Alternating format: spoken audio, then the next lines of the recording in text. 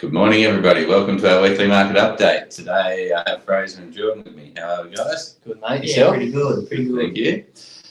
What's been happening in the world of property management this week, Fraser? It's actually been a bit back to normal like last week. Okay. So we leased out a few properties in the couple of weeks prior, and last week was back to normal levels of interest on our properties. And yeah, we actually didn't bring any to market last week, so Okay. we're just trying to. We still got 13 on the board in there, so Yes. there's still plenty available, but it's definitely quietened off a little bit compared to where it was a month or so ago. And in relation to volume of applications and interest, it's still a bit slower than what it has been? It is a bit slower compared to where it was.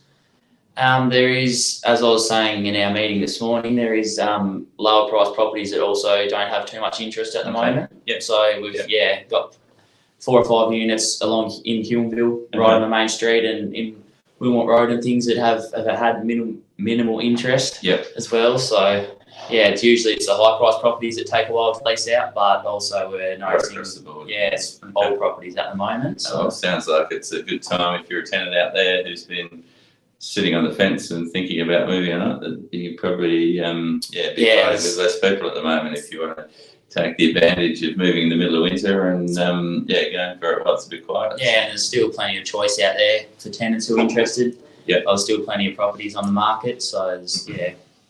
good time.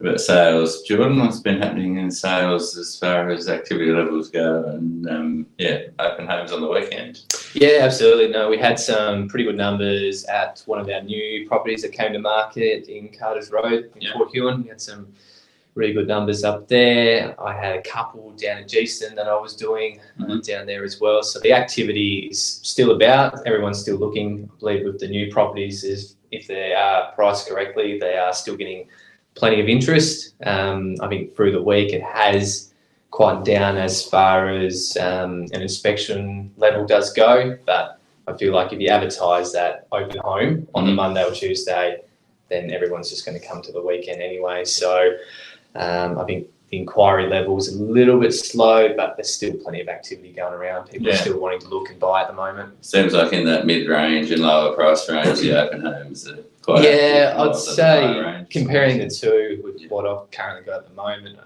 there's one that's under that sort of 600,000 mark, and there's one that's above that 700,000 mark. And the difference between the two inquiry is that there was almost 10 at one, and only 2 at the other. So I think you're definitely right. So so a lot of people, and even with the land, I think some of the inquiries noticed looking at the highest hits and the top ranking listings, and seems to be some of the blocks of land under 300 and houses under 600 are the ones where there's a lot of activity on. Definitely. Because I think the ones down at Dover, you've been doing really well down there.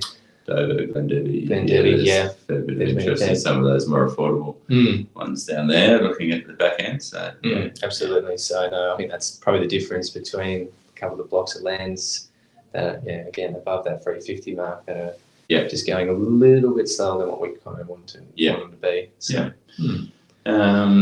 Which is interesting in a time of caution and affordability and things that everyone's being safe. So, what's going on right now in the world. So, I think that's probably going to be the difference between the two is the affordability. Yeah.